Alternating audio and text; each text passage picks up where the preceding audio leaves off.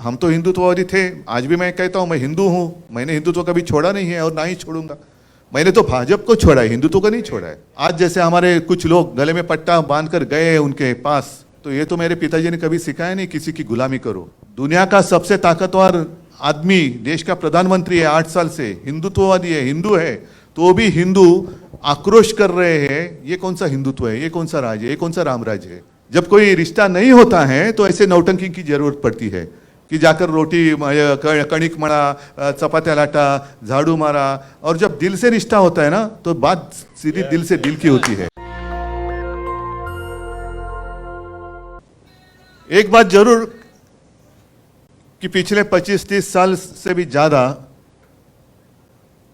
हम और आप एक दूसरे के विरोधी थे, कांग्रेस और राष्ट्रवादी और शिवसेना। उत्तर भारतीय और मराठी नहीं मैं कह रहा हूं, कांग्रेस, राष्ट्रवादी और शिवसेना। तो ऐसी कौन सी बात हो गई कि हम तो हिंदुत्ववादी थे, आज भी मैं कहता हूं मैं हिंदू हूं, मैंने हिंदुत्व कभी छोड़ा नहीं है और ना ही छोड़ूंगा। मैंने तो भाजपा को छोड़ा है, हिंदुत्व को नहीं छोड़ा है।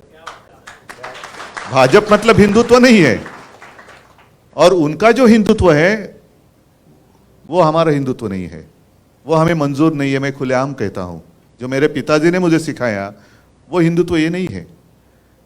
और मेरे पिताजी की भाषा में कहें तो राष्ट्रीयत्व है हमसे हिंदुत्व है। हमारा जो हिंदुत्व है वो देश से जुड़ा हुआ है।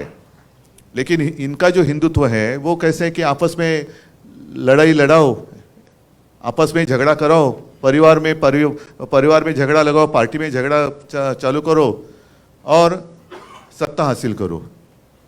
कल कोई आया था पूना में, कहते हैं, उन्होंने पूछा क्या कैसे चल रहा है महाराष्ट्र में, तो कहा कि आज बड़ा अच्छा दिन है। तो क्यों? तो शिवसेना का नाम और चिन्ह हमने अपने साथ जो गुलाम आए हैं उनको दे दिया। तो व्यक्ति बोले बहुत अच्छा, मोगैम्बो खुश हुआ। ये मोगैम्बो है। मिस्टर इंडिया अगर आप याद करें तो उसमें यही है ना, मोगैम्बो यही चाहता था कि देश में एक दूसरे के साथ लड़ाई हो जाए, लोग आपस में लड़ते रहे और वो लड़ाई में व्यस्त रहेंगे तो मैं राज करूंगा। यही तो है आज के मोगैम्बो, यही तो है। वो भले हिंदू हैं, लड़ो, हमारे साथ है, वही हमारे, वो हिंदू हो या कोई हो, कोई उसका उसमें फर्क नहीं पड़ता।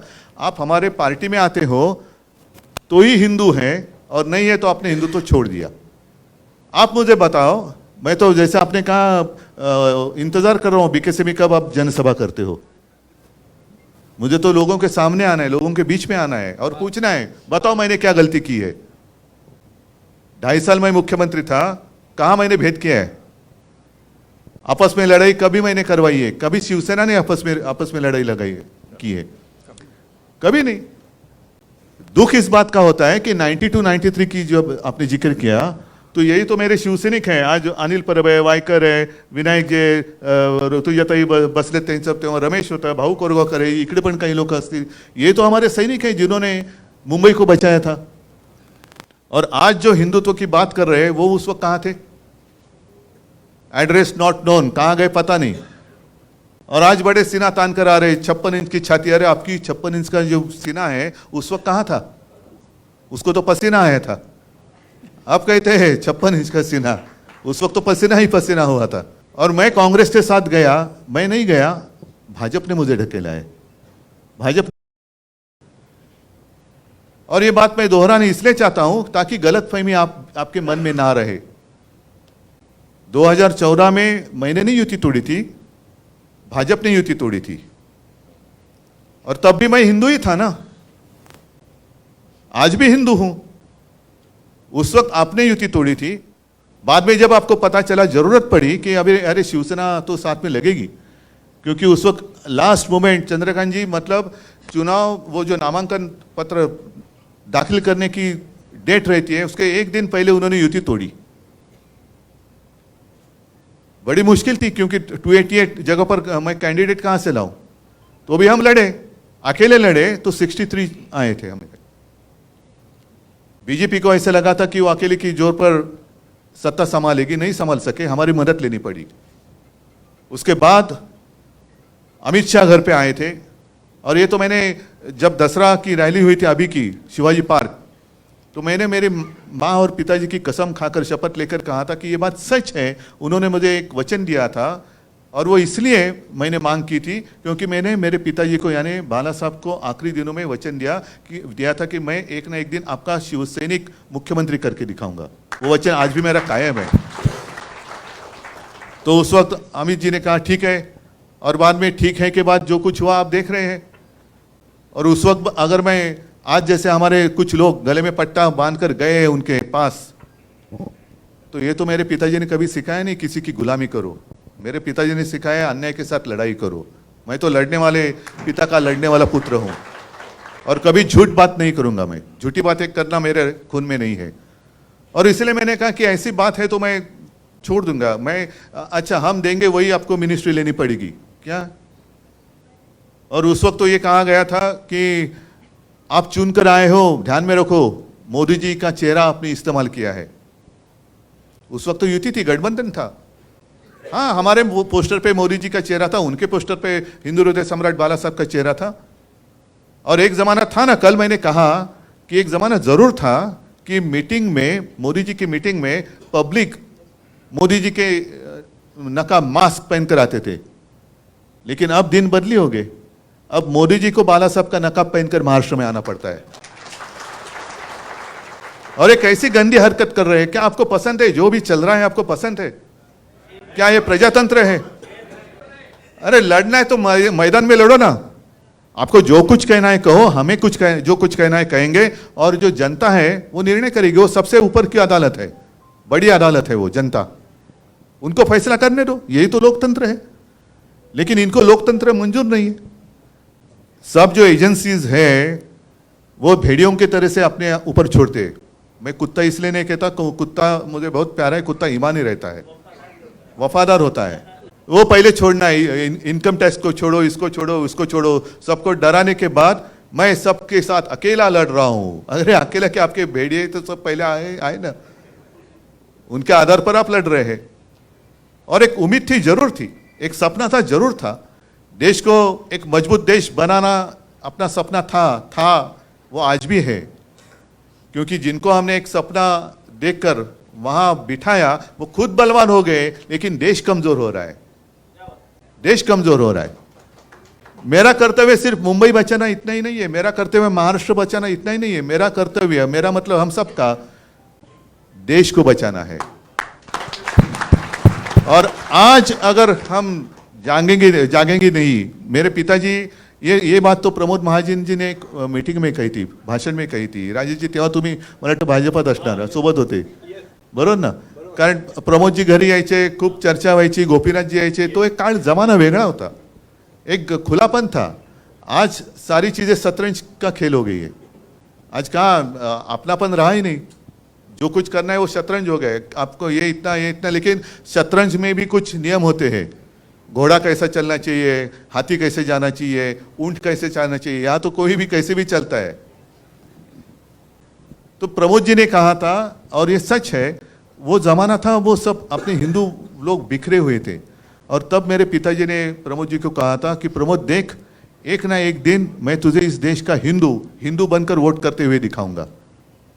तो प्रमोद जी ने कहा कि बाला साहब कैसे है पॉसिबल? उत्तर भारतीय अलग है, मराठी अलग है, दक्षिण भारत के अलग है, बीच में पंजाबी है, बंगाली है। तो ले देख तू क्या होता है कि नहीं। देख, वो दिन तो आ गया, हिंदू बनकर वोट करने लगे। अभी हिंदू उठ गए, जाग गए। अभी जागा हुआ हिंदू खतरा भी हो सकता है, तो उनके आंखों में धूल फेंकी जा रही है। तुम्ही उठलात, हिंदू उठले जरूर, पण उठल्यानंतर जागे झालेला हिंदू ह्याला जर का सगळं दिसायला लागलं तर पंचायत होणार। म्हणून मग जो नींद से जाग गए हैं उनके आंखों में धूल फेंकने का काम चल रहा है। मग कुठला तरी एखादा मुद्दा असा फेंकायचा, फिर वो जैसे चुनाव आते हिजाब का मुद्दा आया था, अब कहाँ गया हिजाब का मुद्दा? हाँ, फिर जैसे कुछ आता है तो गौवंश हत्या बंदी का मुद्दा निकालेंगे, कुछ आएगा तो मतलब हिंदुओं को ऐसे महसूस होना चाहिए कि अरे क्या हो रहा है। बीच में तो और एक मजेदार बात हुई, मुंबई में एक मोर्चा निकला था, हिंदू जन आक्रोश, हिंदू आक्रोश मोर्चा। याद है, देखा अपने न्यूज में देखा? हाँ, हिंदू आक्रोश। क्यों हिंदुओं को आक्रोश करना पड़ रहा है? दुनिया का सबसे ताकतवर आदमी देश का प्रधानमंत्री है 8 साल से, हिंदुत्ववादी है, हिंदू है, तो भी हिंदू आक्रोश कर रहे हैं। ये कौन सा हिंदुत्व है? ये कौन सा राज है? ये कौन सा रामराज है? और कांग्रेस का जब राज था तो आपको पता है एक नारा लगाया जाता था, इस्लाम खतरे में है। अब नारा बदली हो गया, अब हिंदू खतरे में है। तो किसका राज अच्छा था? नहीं, अभी सारे मुस्लिम भाई भी साथ में आ रहे, इसलिए ऐसे नहीं कहता कि वो खतरे में आना चाहिए। आपका और हमारा कोई झगड़ा है ही नहीं, ना उत्तर भारतीयों से है ना मुस्लिम लोगों से है। जो भी इस देश को अपना देश मानता है, अपनी मातृभूमि मानता है, और जैसे आपने कहा कि उत्तर प्रदेश तो आपकी मातृभूमि है, ये कर्मभूमि है, आपको आदर दिया है, तो इस देश के प्रति आपका एक कर्तव्य बनता है। तो यही है कि इस देश को अपने मातृभूमि मानने वाला हर कोई वो हमारा भाई है, वो हमारा भाई है। और आते आते मुझे थोड़ी देर हो गई इसलिए क्योंकि घर में भी कुछ उत्तर भारतीय आए थे, नहीं सच्चे आए थे, अलग वो उत्तर प्रदेश से आए थे। आज ही के दिन आज शाम को जा रहे तो उन्होंने पूछा आप अगर होंगे तो हम मिलना चाहते तो आइए। तो मैं यही उनको कह रहा था कि देखो हमारा हिंदुत्व तो कैसा है, जो मेरे पिताजी ने हमें सिखाया। एक पिछले 3-4 सालों की बात है, आप भूल गए होंगे या आपने शायद पढ़ा भी नहीं होगा। एक अपना फौजी था कश्मीर में, वो छुट्टी लेकर घर जा रहा था परिवार को मिलने के लिए। जब आतंकवादियों को पता चला कि ये अभी छुट्टी लेकर अकेला जा रहा है, बीच में उसको किडनैप किया गया, त्याचे हालहाल केले आणि कुछ दिनों के बाद एकदम छिन्न विछिन्न झालेलं त्याचं शरीर, उसका मृतदेह कहीं पे मिल गया। वो अपना था कि नहीं था जिसने देश के लिए कुर्बानी दी है। अभी मैं अगर कहूं कि हाँ वो मेरा भाई था तो आप बोलेंगे लेकिन आपको नाम पता है क्या है? उसका नाम था औरंगजेब। औरंगजेब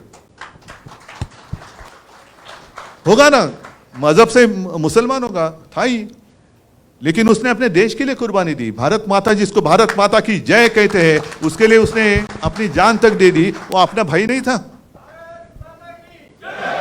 वो अपना भाई ही था। तो ये अगर हमारा हिंदुत्व है। अच्छा, अगर मैं कांग्रेस के साथ गया तो हिंदुत्व को छोड़ दिया। अभी कल मोगैम्बो ने कहा कि ये मुख्यमंत्री पद के लिए कांग्रेस और राष्ट्रवादी के तलवे चाट रहे थे। तो अभी उन्होंने जो किया है, कौन किसका क्या कौन सा हिस्सा चाट रहे पता नहीं। नहीं सांगतो ना, हे रोटी बन आता ऐसे 2-4 दिवसापूर्वी मुझे भी वहां आमंत्रित किया गया था। सैयदना साहब ने बुलाया था, मैं गया, लेकिन मैं गया, मैंने वहां चपाती नहीं लटली, क्योंकि जो रिश्ता होता है ना उसको दिखावे की जरूरत नहीं होती। जब कोई रिश्ता नहीं होता है तो ऐसे नौटंकी की जरूरत पड़ती है कि जाकर रोटी कणिक मड़ा, चपात्या लाटा, झाड़ू मारा। और जब दिल से रिश्ता होता है ना तो बात सीधी दिल से दिल की होती है। नौटंकी की बात करने की, नौटंकी करने की आवश्यकता नहीं होती। मैंने जाकर वहाँ, उन्होंने मुझे प्रेम से बुलाया, मैं गया, क्योंकि जब बड़े सैयदना साहब थे तो मुझे याद है, मैं छोटा था तो वो भी मेरे पिताजी को मिलने के लिए घर पे आए थे। तो इतने पुराने हमारे संबंध है, कोई आवश्यकता नहीं है नाटक करने के लिए। लेकिन उन्होंने कुछ भी किया। मैं कांग्रेस के साथ गया तो हिंदुत्व छोड़ दिया। अरे भाई, आप मुफ्ती मोहम्मद के साथ बैठे थे, उस वक्त आपने क्या छोड़ा था? कभी कांग्रेस ने आतंकवादियों को शहीद मानने के लिए तो ये नहीं रखी थे ना शर्त कि ये जो है काय अफजल गुरु, त्याला तो शहीदाचा दर्जा द्या म्हणून ते मुफ्ती मोहम्मद आणि महबूबा मुफ्ती सांगत होते। उनके साथ आपने सत्ता के लिए उस वक्त क्या किया था आपने? मैं नहीं पूछना चाहता, लेकिन क्या तब भी आप हिंदू थे ना, कि उस वक्त के लिए टाइम प्लीज ली थी, जैसे बच्चे लेते टाइम प्लीज, हम हिंदुत्व छोड़ रहे हैं, हम हिंदुत्व पकड़ रहे हैं। ये क्या नौटंकी चल रही है? कब तक लोगों को उल्लू बनाएंगे? और कल की जो बात हुई है सरासर अन्याय है। आप मुझे बताइए, मेरे पार्टी में कुछ लोग वहां चले गए, जाने दो, जिसकी मर्जी जाना चाहे जाए, लेकिन वो दूसरी पार्टी में जाने चाहिए। आपने जो बात कही, और इसलिए मैंने कहा ना कि अरे भाई, मेरे ही लोग मुझे घर से बाहर निकाल रहे, क्योंकि वो घर पे ही कब्जा करना चाहते हैं। ये घर ही मेरा है, मेरे पिताजी ने उनको सहारा दिया था। ये जो सारे शिवसैनिक बैठे हैं, आज भी लाखों शिवसैनिक हैं, उन्होंने पसीना और खून बहाकर इनको बड़ा किया। अब वो मालिक बनने जा रहे। और हमारी संस्था भी ऐसी है कि उनको चोर को मालिक बना दिया घर का। ये कौन सा देश है? घर में देश में चल रहा है क्या है? लेकिन आज के दिन पूरे देश में जितने सारे राजनीतिक पार्टियां हैं उनकी आंखें खुलनी चाहिए। आज हम पे बीती है, कल आप पे बीत सकती है, कल आप पे बीत सकती है। जिस तरीके से उन्होंने शिवसेना के साथ शुरू किया है, करते जा रहे हैं, क्या बिगाड़ा है हमने? आपको मेरे पिताजी का चेहरा चाहिए, लेकिन पिताजी का बेटा नहीं चाहिए जो आपके साथ था, आपको साथ आने के लिए, आगे चलने के लिए तैयार था। और सिर्फ मैंने मेरे पिताजी को, जो जिसको आप आपका नेता मान रहे हैं, उसी को मैंने वचन दिया था कि मैं शिवसैनिक को मुख्यमंत्री करूंगा। वो वचन निभाने वाला अगर धोखा देता है तो उसके साथ मुझे कैसे बर्ताव करना चाहिए? जिसने हमें धोखा दिया, बाला साहब की शिवसेना को धोखा दिया, उसके तलवे चाटने वाले आपको चलते हैं। मग माझं काय चुकलं होतं? मैं यही तो मांग रहा था। अगर जो बात मैंने उनके सामने रखी थी, चलो 2.5 साल तो मैं मुख्यमंत्री था, हालांकि मैं मुख्यमंत्री बनना नहीं चाहता था, मेरा सपना नहीं था, लेकिन पवार साहब थे, कांग्रेस के अन्य ज्येष्ठ नेता थे, उन्होंने कहा कि उद्धव जी आपको ही करना पड़ेगा, ये स्वीकार करना होगा, अन्यथा ये सरकार बन नहीं सकती। तो मुझे कोई अनुभव नहीं था, मैं बन गया। अगर मेरे साथ जो उन्होंने कमिटमेंट की थी 2.5 साल की, वो अगर निभाते तो अब पहले 2.5 साल या बाद में 2.5 साल या तो उनका या तो शिवसेना का मुख्यमंत्री होकर चला गया होता, और आज ऑफिशियली उनका मुख्यमंत्री शायद होता या पहले हो जाता था। क्या फर्क पड़ता था?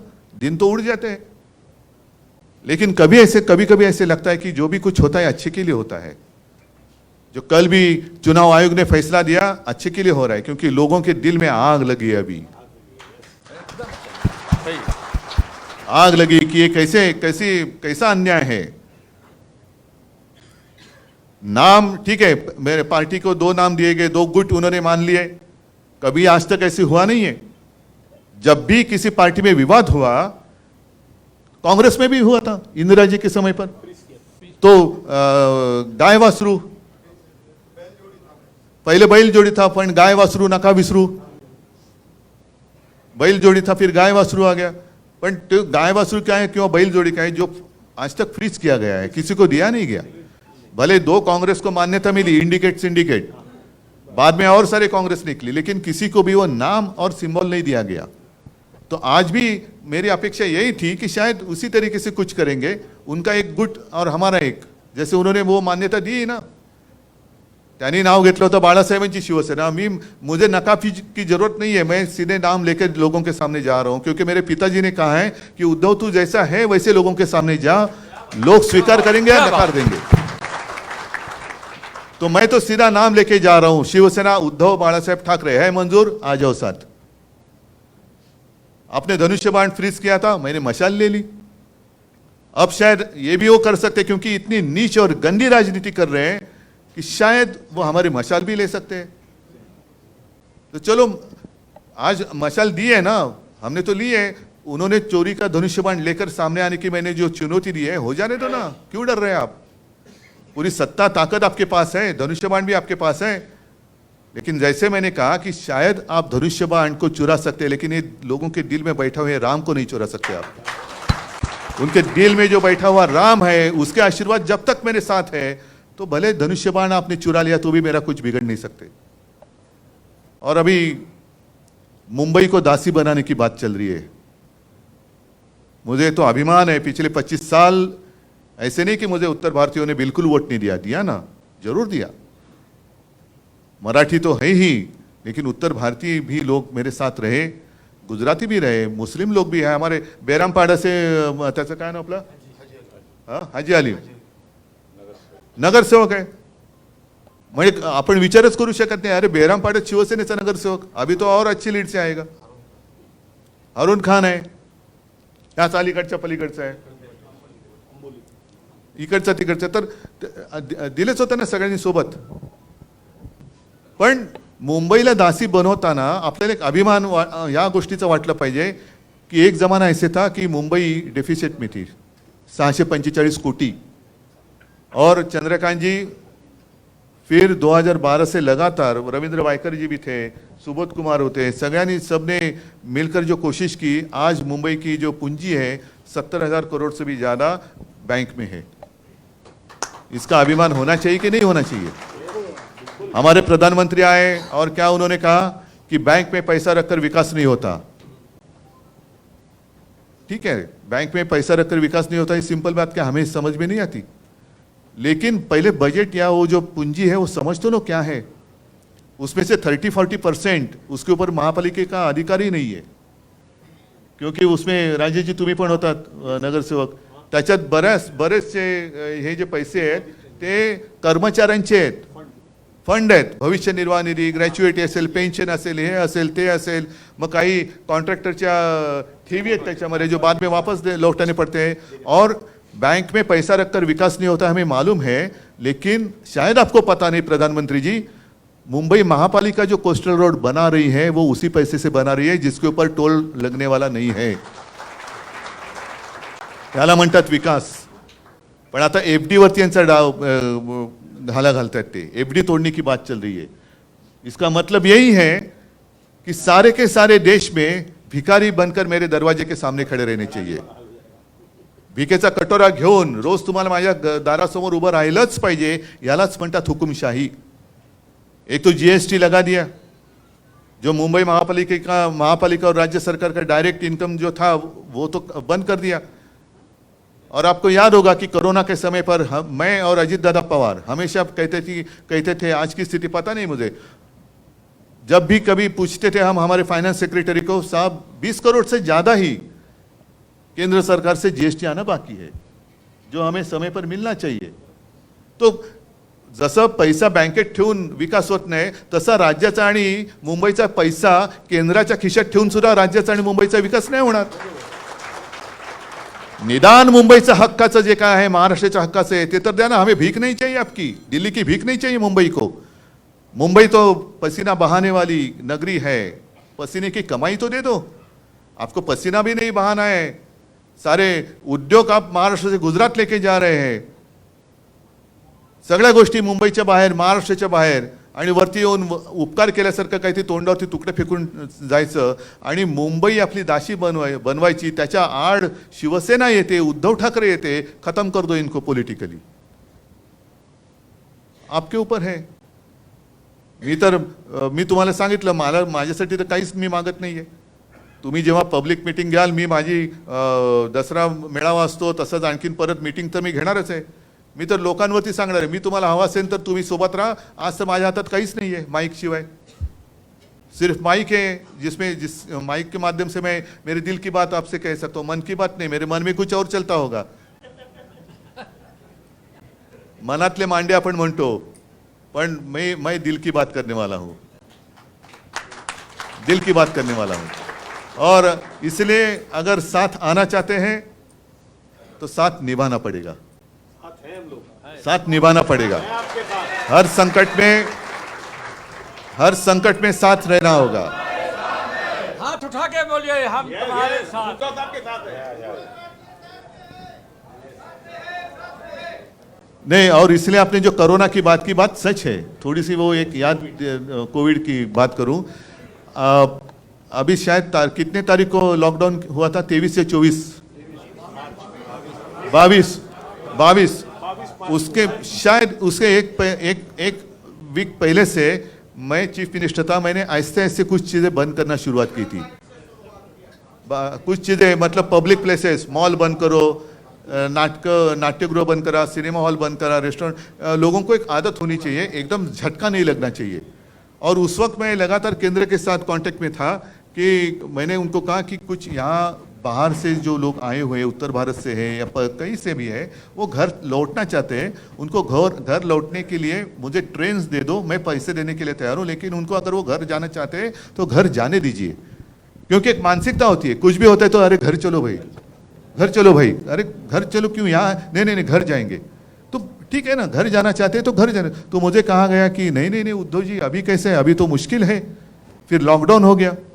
लॉकडाउन होने के बाद मैंने उस वक्त भी कहा था कि देखो, लॉ एंड ऑर्डर की सिचुएशन खराब हो सकती है। लोगों को ज़्यादा समय तक मैं, ये कोई इमरजेंसी नहीं है कि लॉक करके, लॉकडाउन मतलब घर का दरवाज़ा लॉक करके उनको अंदर बंदी बनाई जाए, ऐसे नहीं है। तो नहीं नहीं नहीं, अभी नहीं। फिर जो हुआ, लोग बाहर निकले, तो भी मैंने आदेश दिए थे की जहां भी इनको अगर हम रोक कर उनकी निगाह मतलब त्यांची निगराणी आपण चांगली ठेवू शकू ते करा। मग जवळपास 7.5 लाख लोकांना एक महीनाभर हम वो जहां भी रहे वहाँ कैंप बनाए, खाना तो दिया, साथ में डॉक्टर्स भी रखे, लेकिन फिर भी वो सारे इंसान है। एक दिन वो बांध भी टूट गया और लोग चल पड़े रास्ते पे, पटरी पर चलने लगे। एक दो लोग तो ट्रेन के नीचे ऐसे कुछ बेचारे उनकी जान भी गई। और तब भी मैंने, अनिल परब मंत्री थे, परिवहन मंत्री, अनिलला सांगितलं, म्हटलं अनिल सगळ्यांना एसटी दे आणि सगळ्या 7.5 लाख लोकांना त्यांच्या गावाच्या सीमेपर्यंत सोडलं। अनिल परबच मंत्री होते। 7.5 लाख लोगों को मैंने उनके गांव की सीमा तक छोड़ा। कुछ लोगों को उन्होंने कहा कि नहीं हमें यहाँ तक छोड़ दो, फिर हम स्टेशन रेलवे, महाराष्ट्र के बाहर हम रेलवे से जाएंगे। फिर ऐसे सारे लोगों को हमने किया, जो कुछ कर सकते थे किया। त्यावेळेला आम्ही हे बघितलं नव्हतं की मी तर खरं सगळ्यांना सांगत होतो की आप कहीं जाइए मत, आप यहीं पे रहिए, कुछ नहीं होगा, हम आपका ख्याल रखेंगे। नहीं, लेकिन हमें घर जाने दो। तो ठीक है, आपकी मर्जी। आता त्यावेळेला घरी गेल्यानंतर वो भी एक वीडियो आए थे, पूरे लोग रास्ते पे रुके हुए हैं और पानी भी नहीं पीने के लिए, कुछ नहीं, ये नहीं वो नहीं। वो बोल रहे थे इससे अच्छा तो महाराष्ट्र था। तो ये बात है। तो यही मैं कहता हूं कि हम साथ में रह रहे, तो सुख में और दुख में हम साथ एक दूसरे के साथ रहे। आणि दुबेजी, तुम्ही जे सांगितलं, आता कोणी तुम्ही बोललात ना, पवार साहब के यहाँ बैठे थे और उन्होंने, दुबे जी ने कहा कि उम्र का कोई ये नहीं है, और ये सच है। मेरे पिताजी कहा करते थे कि उम्र किसी के हाथ में नहीं है। माणूस वयाने मोठा होतो, पण तो वयाने मोठा झाला तरी मनाने खचला की तो वृद्ध होतो। तो आज भी दुबे साहब तो यंग है, काम करने की हिम्मत है, एक जिद्द आहे। आणि आमचं आता चांगलं जुळलंय महाविकास आघाडीचं, त्याच्यामुळे पवार साहेबांना सांगतो इनको भी कुछ जिम्मेदारी दे दो। वैसे कोई ऐसे नहीं कि वो अपनी जिम्मेदारी लेकर, अभी ये तो सारी मीटिंग उन्होंने ही तो की, मैंने नहीं कुछ उनको कहा था। तो वो ऐसे नहीं कि जिम्मेदारी नहीं तो मैं क्या करूं। तो वो बोले आप जिम्मेदारी दे दो या नहीं दे दो, मैं तो मेरा कर्तव्य करते रहूंगा। तो ऐसे लोग साथ में आएंगे। और इसलिए मैंने कहा ना, तो सिर्फ शिवसेना की लड़ाई नहीं है, हर एक भारतीय नागरिक की लड़ाई है। इस देश में प्रजातंत्र, लोकशाही जिवंत राहणार की नाही हे आता ठरवण्याची वेळ आलेली आहे। आणि त्याच्यासाठी हम सब एक साथ मिलकर आगे जाएंगे। तो किसकी हिम्मत है अपने देश को गुलाम बनाने की। मैं मेरे देश को, मेरी भारत माता को किसका गुलाम नहीं होने दूंगा। बस एक ही, यही शपथ ले लो और आगे चलो, एक ही शपथ ले लो। नेशनल दस्तक की आपसे गुजारिश है कि अगर इसको बचाना चाहते हैं तो नेशनल दस्तक को सब्सक्राइब करने के लिए रेड कलर के सब्सक्राइब बटन को दबाएं, फिर बेल आइकन की घंटी दबाएं। नेशनल दस्तक को बचाने के लिए बहुत जरूरी है कि हर खबर को शेयर करें, लाइक करें, कमेंट जरूर करें।